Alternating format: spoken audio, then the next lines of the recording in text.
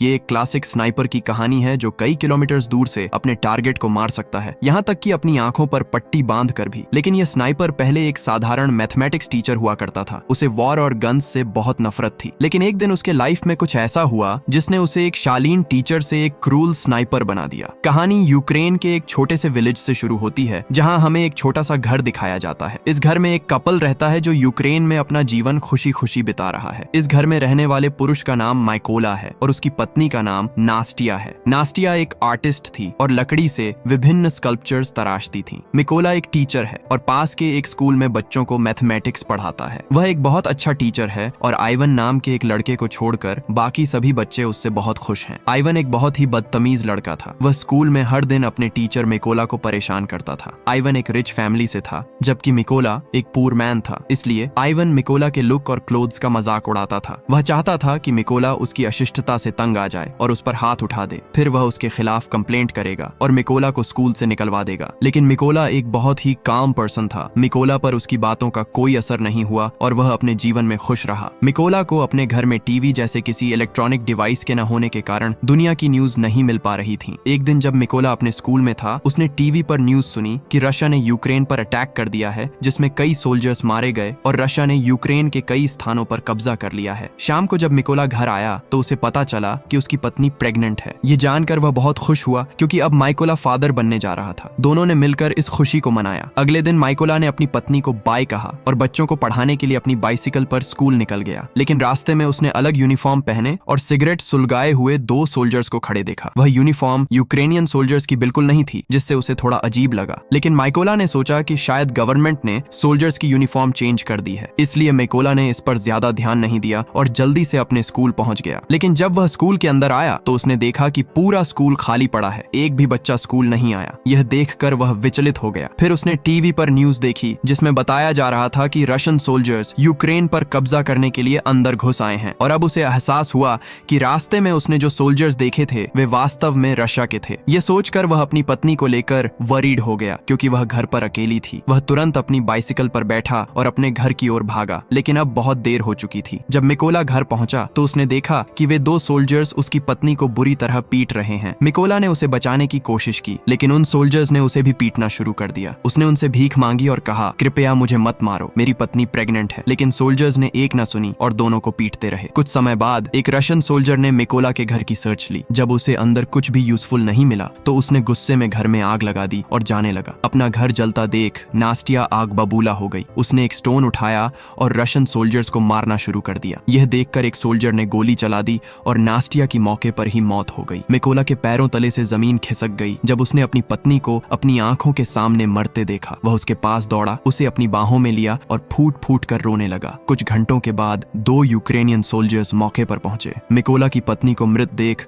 उन्हें गहरा दुख हुआ। उन्होंने मिकोला के कंधे पर हाथ रखा और उससे हिम्मत न हारने को कहा। उसके बाद दोनों सोल्जर्स ने नास्टिया के लिए ग्रेव खोदनी शुरू कर दी। ग्रेव तैयार होने के बाद उन्होंने माइकोला से अपनी पत्नी को वहीं दफनाने को कहा। अपनी पत्नी की मृत्यु के बाद माइकोला पूरी तरह से टूट चुका था। वह अब बिल्कुल अकेला था। उन रशियन सोल्जर्स ने न केवल उसकी पत्नी को मारा था बल्कि उसका जीवन भी बर्बाद कर दिया था। उन्होंने उसका घर जला दिया और उसके अनबॉर्न चाइल्ड को मार डाला। अब मिकोला रिवेंज की आग में जल रहा था। उसने उस रशियन सोल्जर को मारने का मन बना लिया था जिसने उसकी पत्नी को गोली मारी थी, चाहे इसके लिए कुछ भी करना पड़े। रिवेंज लेने का एक ही तरीका था कि यूक्रेनियन आर्मी में भर्ती हो जाए। इसलिए उसने उन दो सोल्जर्स से विनती की, कृपया मुझे अपने साथ ले चलें, मैं यूक्रेनियन आर्मी में शामिल होना चाहता हूँ। सोल्जर्स मान गए और मिकोला को अपने व्हीकल में अपने मिलिट्री बेस पर ले गए। जाने से पहले मिकोला ने अपनी पत्नी द्वारा बनाई गई एक छोटी वुडन स्टैच्यू ले ली जिसे उसने उसकी प्रोटेक्शन के लिए तराशा था। जब वे मिलिट्री बेस पर पहुंचे तो उनके सीनियर ऑफिसर मिकोला को देखकर क्रोधित हो गए। उन्होंने उसे भर्ती करने से इनकार कर दिया, यह सस्पेक्ट करते हुए कि मिकोला एक स्पाई हो सकता है। लेकिन जब सीनियर ऑफिसर को उन दो सोल्जर्स से माइकोला के बारे में पूरी इंफॉर्मेशन मिली तो माइकोला ने उन्हें सब कुछ बताया। कैसे रशियन सोल्जर्स ने उसकी पत्नी और अनबॉर्न चाइल्ड की बेरहमी से मर्डर कर दी और उसका घर जला दिया। उसने कहा, मेरे पास जीने का कोई रीजन नहीं बचा है, मैं केवल उन रशियन सोल्जर्स को मारकर अपने देश को फ्री करना चाहता हूँ। यह सुनकर सीनियर ऑफिसर भावुक हो गए और मिकोला को सोल्जर के रूप में भर्ती करने के लिए अग्री हो गए। अगले दिन मिकोला की ट्रेनिंग शुरू हुई। चूंकि वह एक साधारण आदमी था, इसलिए ट्रेनिंग के दौरान उसे कई डिफिकल्टीज का सामना करना पड़ा। उसने जीवन भर मैथमेटिक्स पढ़ा था और उसे गन्स के बारे में कोई नॉलेज नहीं थी। जब सभी सोल्जर्स अपनी राइफल्स असेंबल कर रहे थे तो मिकोला उनकी तुलना में बहुत स्लो था और उसने अपनी राइफल सबसे अंत में असेंबल की। यह देखकर ऑफिसर को लगा कि मिकोला कभी अच्छा सोल्जर नहीं बन पाएगा, लेकिन मिकोला ने हार नहीं मानी और अपने ट्रेनिंग पर फोकस किया। ट्रेनिंग के दौरान एक रात मिकोला ने अपने सीनियर से कहा कि उसे उसके नाम से न पुकारें और कहा कि उसका कोड नेम रेवन है। जब दूसरों ने रेवन सुना तो सब हंसने लगे। सीनियर ने उससे कहा कि कोड नेम आसानी से नहीं मिलते और एक सोल्जर को इसे पाने के लिए देश के लिए ग्रेट वर्क करने चाहिए। मिकोला ने इसे नेगेटिव रूप से नहीं लिया और भी हार्ड वर्क करने लगा। जब दूसरे सोल्जर्स सो जाते थे, वह देर रात तक प्रैक्टिस करता था। एक दिन सीनियर ने अनाउंस किया कि उनके पास स्नाइपर्स की कमी है और रशियन से लड़ने के लिए उनकी संख्या बढ़ाने की जरूरत है। उन्होंने पूछा कि कौन स्नाइपर बनना चाहता है। कुछ सोल्जर्स खड़े हो गए और मिकोला भी उनमें शामिल था, क्योंकि वह भी स्नाइपर बनना चाहता था। जब दूसरों ने मिकोला को वॉलंटियर के रूप में देखा तो वे फिर से हंसने लगे। सीनियर ने उससे कहा कि वह अभी स्नाइपर बनने के लिए रेडी नहीं है, क्योंकि वह एक राइफल को ठीक से असेंबल और डिसअसेंबल भी नहीं कर सकता। मिकोला ने जोर देकर कहा कि वह एक अच्छा स्नाइपर बन सकता है और उसे खुद को साबित करने के लिए बस एक चांस की जरूरत है। उसे परखने के लिए सीनियर ने मिकोला को 20 सेकंड्स में राइफल असेंबल करने की चैलेंज दी। खुद को साबित करने के लिए मिकोला ने अपनी आंखों पर पट्टी बांधी, राइफल को खोला और फिर उसे फिर से जोड़ दिया। उसने यह काम महज 18 सेकंड्स में पूरा कर लिया। मिकोला की स्पीड और एजिलिटी देखकर हर कोई हैरान रह गया। जो पहले हंसे थे अब उसकी प्रेज करने लगे। सीनियर भी मिकोला से इंप्रेस हुए और उसे स्नाइपर ट्रेनिंग में शामिल कर लिया। ट्रेनिंग के दौरान मिकोला को ओल्ड मॉडल की राइफल दी गई, जबकि अन्य को मॉडर्न वेपन्स मिले। मिकोला ने मॉडर्न राइफल मांगी, लेकिन सीनियर ने उससे कहा कि उसे इसे पाने के लिए खुद को साबित करना होगा। कोई दूसरा ऑप्शन न होने पर मिकोला ने पुराने वेपन को स्वीकार कर लिया और आगे बढ़ गया। सीनियर ने सिखाया कि स्नाइपर चाहे किसी भी सिचुएशन का सामना करे, उसे अपनी पोजीशन से 1 इंच भी नहीं हिलना चाहिए और अपने टारगेट पर निशाना साधे रखना चाहिए। इसका प्रैक्टिस करने के लिए सीनियर ने ट्रेनीज के पास बुलेट्स चलाई और जो भी स्नाइपर अपनी जगह से हिला उसे ट्रेनिंग से डिसमिस कर दिया गया। जब मिकोला की बारी आई तो वह बिल्कुल नहीं हिला और अपना निशाना साधे रखा। इस तरह उसने टेस्ट पास कर लिया और स्नाइपर ट्रेनिंग में सफल रहा। अगले ट्रेनिंग में स्नाइपर्स को उनके टारगेट्स केवल एक बार दिखाए गए और फिर उनकी आंखों को पट्टी से ढक दिया गया। इस प्रैक्टिस के दौरान उन्हें अपने टारगेट का अनुमान लगाकर गोली मारनी थी। कुछ अन्य सोल्जर्स ने यह टेस्ट पास कर ली, लेकिन जब मिकोला की बारी आई तो उसका निशाना थोड़ा चूक गया और वह टेस्ट में फेल हो गया, क्योंकि उसके पास जो गन थी वह बहुत पुरानी थी, जिससे सटीक टारगेट लगाना मुश्किल था। हालांकि हर कोई जानता था कि अगर मिकोला को नई गन दी जाती तो वह टारगेट पर सटीक निशाना लगाता। अगला ट्रेनिंग स्नाइपर्स के लिए और भी कठिन था, क्योंकि उन्हें फ्लेयर्स की रोशनी में और वह भी रात के अंधेरे में अपने टारगेट्स को मारना था। सीनियर ने फ्लेयर छोड़ी और सभी ने निशाना साधा, लेकिन कोई भी टारगेट को भेदने में सफल नहीं रहा। बाकी सब अपनी बुलेट्स चला चुके थे, लेकिन मिकोला ने नहीं चलाई। उसे एहसास हुआ कि फ्लेयर की रोशनी में सीधे निशाना लगाना इम्पॉसिबल है। इसीलिए जब सीनियर ने एक और फ्लेयर छोड़ी तो तुरंत गोली चलाने के बजाय उसने फ्लेयर की रोशनी का उपयोग करके अपने टारगेट की डिस्टेंस का अनुमान लगाया। मैथमेटिक्स के अपने नॉलेज का उपयोग करते हुए उसने एक परफेक्ट शॉट लगाया। यह देखकर सीनियर और बाकी सोल्जर्स दंग रह गए। पहले किसी ने भी यह काम पूरा नहीं किया था, केवल मिकोला ने किया। सीनियर उससे बहुत इंप्रेस हुए और उसे उसका मनचाहा कोड नेम रेवन दिया। दिन इसी तरह बीते गए और मिकोला पूरे दिलो जान से ट्रेनिंग करता रहा। आखिरकार वह दिन आ ही गया जब उसकी ट्रेनिंग के रिजल्ट्स डिक्लेयर होने थे। कर्नल ने मिकोला को सल्यूट किया और बताया कि उसने टेस्ट पास कर ली है। कुछ दिनों बाद कर्नल फिर से मिकोला के पास आए और उससे अपना लगेज पैक करने के लिए कहा, क्योंकि वे एक मिशन पर जा रहे थे। न्यूज थी कि कुछ रशियन सोल्जर्स ने एक चेक पोस्ट पर कब्जा कर लिया है और यहीं से असली कहानी शुरू होती है। जल्द ही मिकोला की टीम लोकेशन पर पहुंच गई और अपनी पोजीशन ले ली। जैसे ही वे रशियन सोल्जर्स को मारने वाले थे, एक व्हीकल चेक पोस्ट की ओर आता हुआ दिखाई दिया। कर्नल ने तुरंत सभी को गोली न चलाने का ऑर्डर दिया। दूसरी तरफ रशियन सोल्जर्स ने व्हीकल को रोका और अंदर के लोगों को बाहर आने के लिए कहा। उन्होंने उनके पासपोर्ट्स चेक किए और पूरे व्हीकल की सर्च ली। जब सब कुछ ठीक लगा तो सोल्जर्स ने उन्हें जाने दिया, लेकिन उनके पासपोर्ट्स अपने पास रख लिए। जब उन लोगों ने अपने पासपोर्ट्स वापस मांगे तो रशियन सोल्जर्स ने उन्हें बेरहमी से पीटा। ये देख कर्नल ने अपने आदमियों को गोली चलाने का ऑर्डर दिया। एक ही पल में सभी स्नाइपर्स ने अपने शॉट्स लिए और अपने टारगेट्स को खत्म कर दिया। इस तरह उनका पहला मिशन सक्सेसफुली कंप्लीट हुआ। मिशन के बाद जब सब बेस पर लौटे तो मिकोला ने देखा कि उसके कई पार्टनर्स गायब हैं। वह वरीड हो गया और उसने पूछा, मेरे बाकी पार्टनर्स कहाँ हैं? उसे बताया गया कि बाकी सोल्जर्स को दूसरे मिशन पर भेजा गया है। अगले दिन मिकोला को खबर मिली कि जिस मिशन पर उसके साथियों को भेजा गया था उसमें उसके कई पार्टनर्स मारे गए हैं। उन सभी सभी को एक रशियन स्नाइपर ने मार डाला था। उस स्नाइपर का नाम सिरी था और वह रशिया का सबसे अच्छा स्नाइपर था। कुछ दिन इसी तरह बीतते गए और मिकोला अपनी टीम के साथ अगले मिशन पर निकल गया। लोकेशन पर पहुंचकर उन्होंने चारों तरफ लैंड माइन्स बिछाई और अपनी पोजीशन ले ली। कुछ देर बाद रशियन सोल्जर्स वहां पहुंचे और उनमें आइवान भी था, वही लड़का जो स्कूल में माइकोला को परेशान करता था। अब आइवान रशियन आर्मी में शामिल हो गया था। जैसे ही कर्नल ने गोली चलाने का ऑर्डर दिया, मिकोला झिझक गया क्योंकि वह अपने एक्स स्टूडेंट को नहीं मारना चाहता था। लेकिन फिर माइकोला ने अपनी फीलिंग्स को किनारे रखा और पास में रखी लैंड माइन्स पर गोली चला दी। एक बड़ा ब्लास्ट हुआ जिसमें आइवन सहित सभी रशियन सोल्जर्स मारे गए। सब कुछ कंट्रोल में होने के बाद कर्नल ने गुस्से में मिकोला से पूछा, जब मैंने गोली चलाने का ऑर्डर दिया तो तुम क्या सोच रहे थे? मिकोला ने जवाब दिया, उन रशियन सोल्जर्स में मेरा एक स्टूडेंट था, मैं उसे मारना नहीं चाहता था। कर्नल ने मिकोला को समझाया कि उसे आइवान की मौत पर दुख नहीं होना चाहिए। उन्होंने कहा, यहाँ वह तुम्हारा स्टूडेंट नहीं था, वह तुम्हारा एनिमी था। रशियन आर्मी में शामिल होना उसका अपना डिसीजन था, इसलिए तुम्हें उसके लिए बुरा महसूस करने की आवश्यकता नहीं है। मिशन पूरा करने के बाद वे सभी अपने बेस कैंप लौट आए। कर्नल को मिकोला पर पूरा ट्रस्ट था और वे अपना अधिकांश टाइम उसके साथ बिताते थे। एक दिन कर्नल ने मिकोला को एक फेमिलियल फोटो दिखाई और बताया कि उनके फैमिली में 3 लोग हैं। उन्होंने कहा, मेरी दोनों डॉटर्स को नहीं पता कि उनके फादर एक सोल्जर हैं। मैंने उन्हें बताया है कि मैं एक बिजनेस चलाता हूँ, यहाँ तक कि मेरी वाइफ ने भी उन्हें सच नहीं बताया है। यह सुनकर मिकोला ने अपनी कहानी शेयर की कि कैसे रशियन सोल्जर्स ने उसकी पत्नी की बेरहमी से मर्डर कर दी थी। इस दौरान मिकोला काफी इमोशनल हो गया, लेकिन कर्नल ने उसे सांत्वना दी। अगली सुबह वे सभी अपने अगले मिशन के लिए निकल पड़े। ये मिशन बहुत इंपॉर्टेंट था क्योंकि उन्हें खबर मिली थी कि रशियन सोल्जर्स का एक ग्रुप उस रास्ते से गुजरने वाला है। कर्नल और मिकोला जल्दी से लोकेशन पर पहुंचे और अपनी पोजीशन ले ली। कुछ देर बाद उन्होंने 2 रशियन सोल्जर्स को अपनी बाकी टीम का इंतजार करते देखा। मिकोला ने तब देखा कि उन सोल्जर्स में से एक वह आदमी था जिसने उसकी पत्नी को गोली मारी थी और वह आदमी अब सीधे उसके टारगेट पर था। मिकोला ने गोली चलाने की परमिशन मांगी, लेकिन कर्नल ने मना कर दिया। मिकोला का गुस्सा बढ़ने लगा क्योंकि उसके सामने खड़ा आदमी उसकी पत्नी का कातिल था। वह अपनी पत्नी की मौत का रिवेंज लेने के लिए ही आर्मी में शामिल हुआ था। उसने फिर से गोली चलाने की परमिशन मांगी, लेकिन एक बार फिर कर्नल ने मना कर दिया। अब अपनी फीलिंग्स पर काबू न रख पाने के कारण मिकोला ने गोली चला दी। वह सोल्जर तुरंत मर गया, लेकिन बुरी बात यह थी कि रशियन सोल्जर्स को अब उनकी लोकेशन पता चल गई थी। कर्नल मिकोला की ओर मुड़े और चिल्लाए, व्हाट हैव यू डन? लेकिन सबसे बुरी बात यह थी कि सीरी नाम का रशिया का सबसे डेंजरस स्नाइपर भी पोजीशन में था और अब उसे उनकी लोकेशन पता चल गई थी। कर्नल को समझ आ गया कि सीरी पास में ही है और उसने उसे ढूंढना शुरू कर दिया। इससे पहले कि वह सीरी की लोकेशन ढूंढ पाते, सीरी ने एक हेडशॉट मारा और कर्नल की मौके पर ही मौत हो गई। अब मिकोला को समझ आया कि उसने कितनी भयानक मिस्टेक की है। उसकी मिस्टेक के कारण कर्नल की जान चली गई थी। मिकोला को पता चला कि रशियंस ने उनकी पोजीशन का पता लगा लिया है। दूसरी तरफ रशियन सोल्जर्स ने मिकोला की टीम पर भारी फायरिंग और बॉम्बिंग शुरू कर दी। सिचुएशन बिगड़ती देख मिकोला ने रिट्रीट करने का डिसीजन लिया। उसने कर्नल की बॉडी को उठाया और अपनी पोजीशन से पीछे हटने लगा। जल्द ही वह एनिमी एरिया से भाग निकला और अपने बेस पर पहुंच गया। मिकोला कर्नल की मौत से टूट गया था और इसके लिए खुद को गिल्टी मान रहा था। उसने कसम खाई कि वह सीरी को मार डालेगा और कर्नल का बदला लेगा। जल्द ही मिकोला को 2